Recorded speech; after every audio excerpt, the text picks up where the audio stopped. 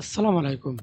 In this video, how to carve a pattern in Photoshop. First of all, create a new file. Then create a new file.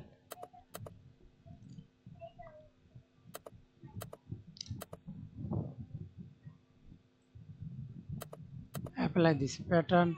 Apply pattern this shape. Click Apex. Pattern overlay. And click the settings. Drop down menu. Click settings and import mini pattern.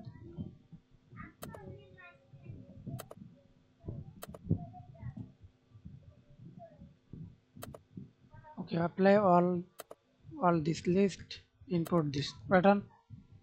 Insert, then select any pattern, increase the size,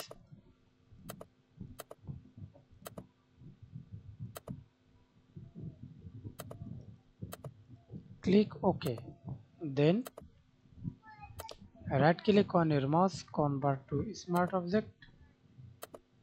Again,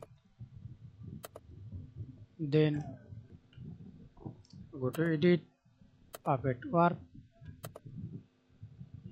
click to the point, then click and drag it. Or this curve. Or step 2, press Ctrl T, click this icon, customs ARC. Thanks for watching video. Please subscribe to my channel, like, comment, share.